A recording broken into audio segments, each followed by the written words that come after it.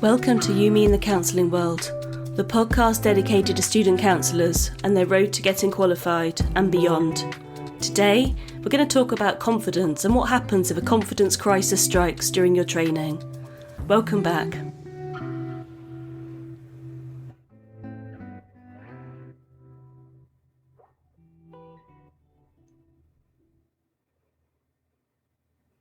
Good morning. Hello everybody, it's very nice to be back. I've had COVID. Oh good God, my first time of ever having COVID, and what a horrible experience. It wasn't very pleasant, but I'm back and I'm sorry it's been a while. I feel like I'm a broken record, I always say that, don't I? Yeah, it's been a miserable one. So I hope that for those of you out there that haven't yet had it, I hope it's kind to you. For those of you, of course, that have had it already, well, that just sucks, doesn't it? So it's not the best, but I'm glad to be back. And I've got a new microphone. How exciting. So I hope that you enjoy the sound quality of this one, and we will see. I'm not sure whether it's going to be better or not. I can kind of hear a weird crackling noise, but hopefully that won't come out anywhere. Fingers crossed. Me and technology don't do very well, can I just say. I can only just about record this and edit it. That's about as far as it goes for me. Anyway, here I am back, and you may or may not remember that I put a poll out on my Facebook page asking people to vote for what they would like me to talk about next. And the option that came out with the highest number of votes was talking about the confidence crisis during training and what that might be like for people. So thank you for everybody that voted. It was so helpful actually to just see what it is that's interesting for people. I want to put content out there that's useful and that it's what the majority want to hear. So well done. Thank you for those of you that took the time to vote on the poll. I'll do some more of those polls actually because they're quite good. Anyway, we better get on with the subject that we're talking about, hadn't we? So we're thinking about confidence during training and what that is like. What a really tricky sort of conversation this is going to be, because it feels very much that I think nearly everybody at some point in their training journey suddenly has a moment of like, oh, what am I doing? Can I do this? You know, am I good enough? I guess that comes up. That's always my most popular episode, is the one where I spoke about good enough. Am I good enough to do this sort of work? That one reaches so many people and has so many downloads. And I think it's because this feeling of, can I really do this? Like, what do people want to talk to me for? You know, I think that comes up quite often. I still to this day have friends and family that say, what, people pay like 50 quid to talk to you? You know, because people don't realise what counselling is until you're actually in it. And so I suppose it's a really big part of us and the way that we're learning to be as counsellors is a really big thing, because all of a sudden we're in a situation where, you know, we're training to do this job and it's hard. It's really hard. And I think one of the biggest things that I remember from my training days is getting into a place of kind of comparing myself to other people and looking at other people on my course and thinking, well, they've done a certain number of hours now in their placement, or, oh, look, they're up to date on all their essays, or, oh, look, they've got 5 placements now and I haven't got any yet. They're reading loads of books, but I haven't had time to pick up a single book, you know, and noticing all of the things that people were doing. And it wasn't that people were boasting, you know, people were very vocal about what they do. Oh, I want to tell you what I've been doing in case it helps anybody else. Which is great, but I think is what does happen is it brings up this feeling of, well, I haven't been able to read that book, or, oh, I haven't even began to look for a placement yet. And I think then we begin to feel not good enough, and I think it comes from a place of comparing ourselves to other people. So I think the biggest thing to be aware of is we are all on our separate paths on this journey. We're not doing the same thing. We're not the same people. We have different commitments in our lives. We have different work commitments. We have family commitments. We're not all the same. We're not cut from the same cloth. And you cannot compare yourself to other people because everyone's situation is different. And I think I've said this story before, but I remember when I was training, comparing myself to people that were retired. You know, oh, they've had time to do that, and look, they've managed to do that. I'm rubbish. I haven't had time to do any of those things. But I had a small child and I was working. Like, the situations were not comparable with each other. So, it's time to take a step back from that and to realise that we are all individual. It's because we're individual that makes us really good counsellors. And I think when you recognise your strengths for being you, that's when the magic can really happen. So really think about it. If you're finding yourself in a place where you're comparing yourself to other people on your course or other people that you know who are also training on other courses, try and take a step back and remember that you're doing the very best that you can do in the circumstances that you have, and that everybody's situation is different. If you can start to do that, you might find that you feel a little bit better, because actually everybody that's doing this course is doing a great job. You know, yeah, sometimes people get behind with their work. You know, we see it all the time at the college. People get behind. It's really difficult for them to catch up again. And we have to work really hard with them to try and help them get them back in the place where they need to be. But it's not impossible. It's doable. And I think that's the thing to remember, that there is time when you're doing this training. You have got time, and to just slow down and to break it down and take it bit by bit. The next thing that I wanted to sort of touch base on is around the theory. I think that sometimes students get taught lots and lots and lots of different theories and things that might resonate with them, things that don't resonate. We spend a lot of time teaching theory and thinking about theory. But actually, when you're working with a client, whether it's in skill sessions or whether it's on placement, the magic happens when you let the theory go. And it's not to say that you don't know it anymore, because you will. It will still be there. Same as when you drive a car. You don't forget how to drive a car, but you don't consciously think about it all the time. You just do it. And I think the same applies to the counselling, in that if you can just put away some of that theory, not be constantly thinking, oh, have I just shown unconditional positive regard, or oh, was that empathy I just shown? Just try and put that away. Try and put it to one side and think about being with the person. Being with the client is the most important thing, and being yourself. That's who they're paying their money to come and see. They're paying their money to come and see you once you're qualified. So just take a step back and let the theory go to one side. Just try it once and see what happens. And I think you'll find that that's where some of the magic takes place. So have a real think about that. You can still reflect afterwards, of course. Spend some time reflecting on the session when it's finished. You know, did I show unconditional positive regard? Did I show empathy? What was the client's locus of evaluation?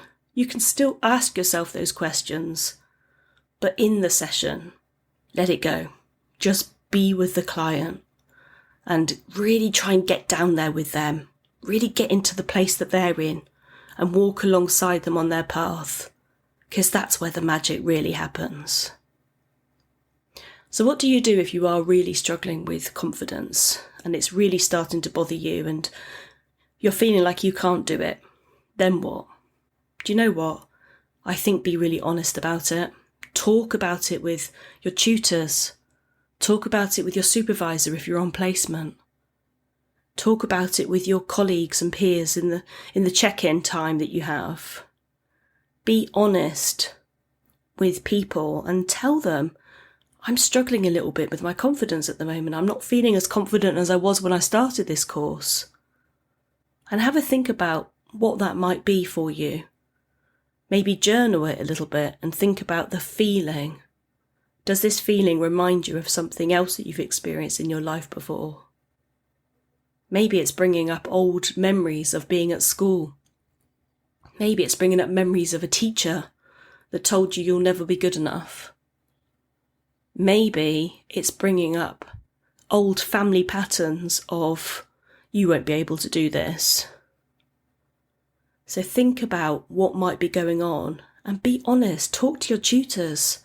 It's their role to help you through this And we want people at our college, certainly, and I would imagine all colleges around the country, will absolutely want you to talk about your experience and what it's like. Maybe you've had a client session on placement and it went really badly.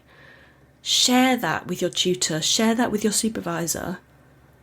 Be honest about what that was like, because I think it's through that processing that we start to be able to learn what works, what doesn't work for us, what works for our clients and what doesn't work for our clients.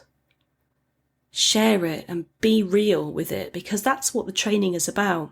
It's all about being authentic, isn't it?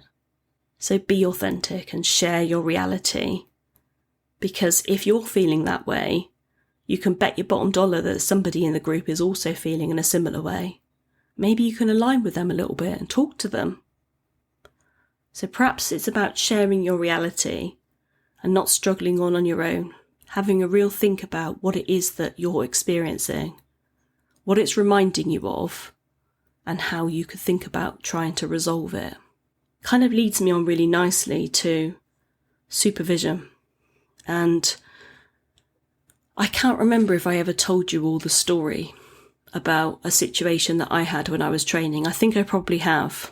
If I have, I'm sorry, I'm going to repeat myself, but it feels really relevant to talk about it here. When I was training, I had a situation where I guess I ended up with a wrong supervisor for me.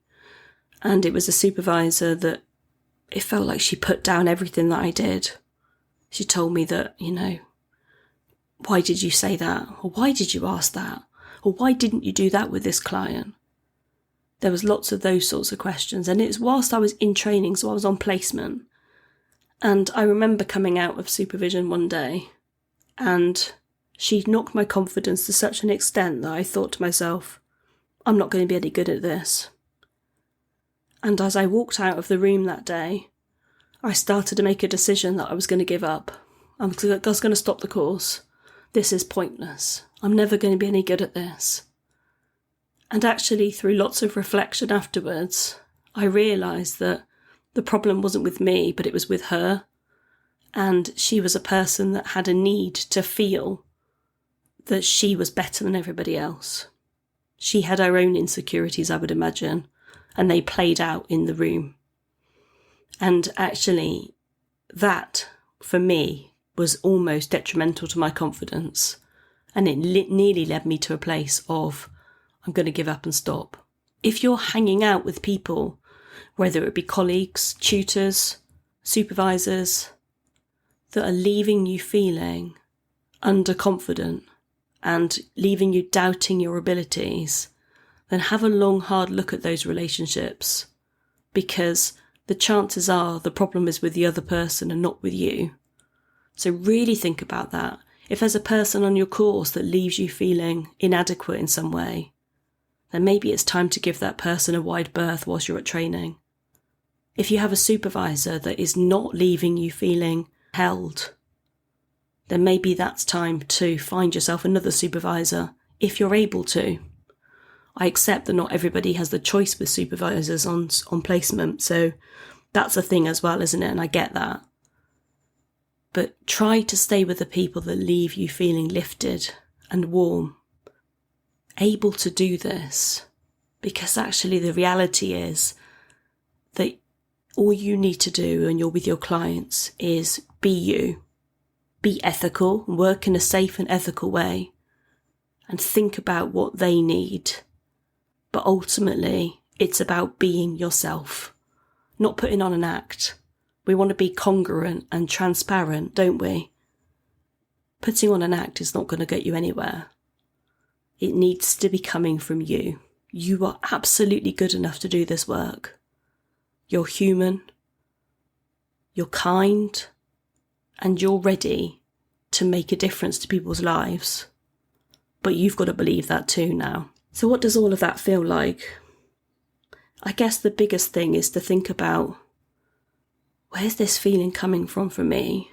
Who am I comparing myself to here?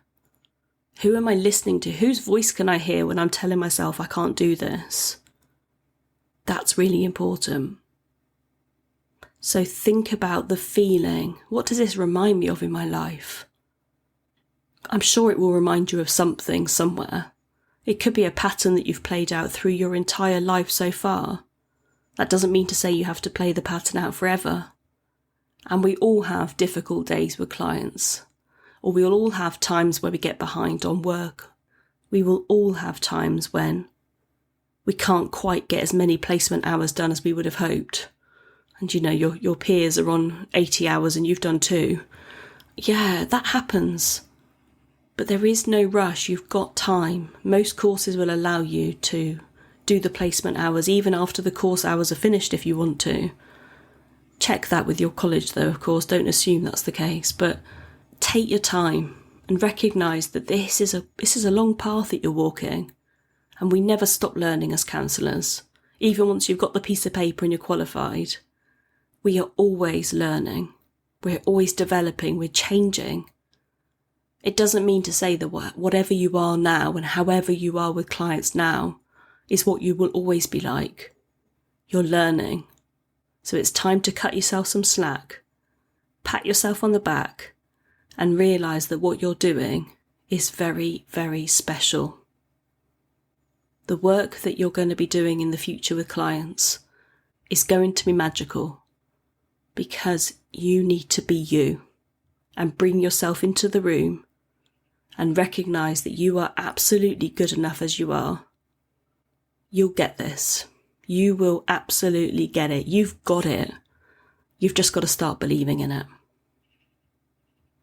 So I hope that my little soapbox talk there has been helpful.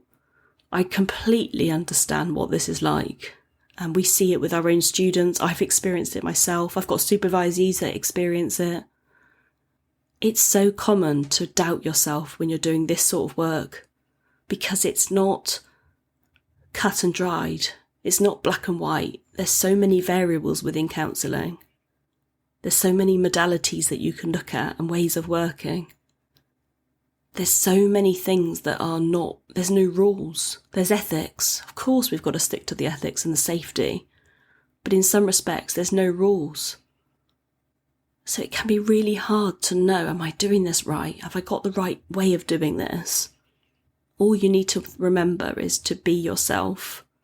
Let some of that theory go to the background for a while. Bring it forward at the end of a session. Make sure you're reflecting. But just spend some time reflecting and journaling and writing and thinking about yourself. If you're not into writing, try talking it through on a dictaphone or something. Most phones have got some form of voice recording, haven't they? Leave yourself a voice note. All of those sorts of things are really helpful. Having a look at an affirmation every morning of, I can do this. I am good enough to do this work. Really build yourself up at this point because you're going to need it. Because it's a hard road to walk, but it's also one of the most incredible roads that you can walk in your life. And I really hope that you enjoy that journey. Okay, so have a think about some of the things I've said there and see if any of that lands with you, if any of it resonates with you.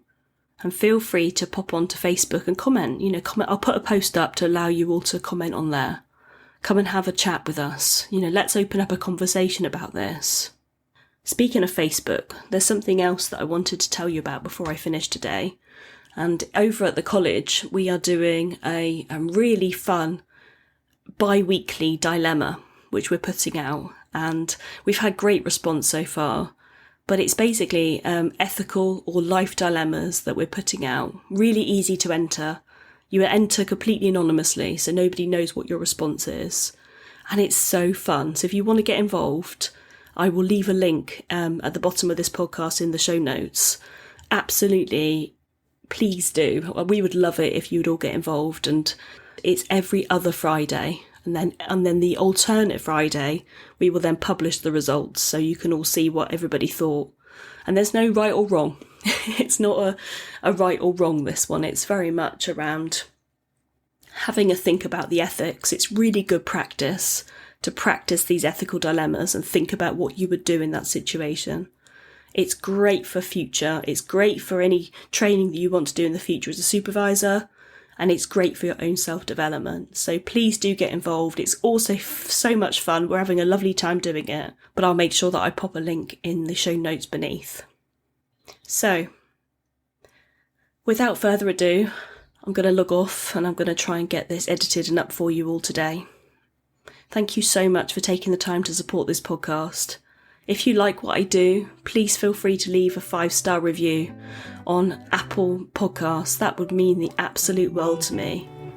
And until next time, stay in touch and I'll see you soon. Take care. Bye-bye.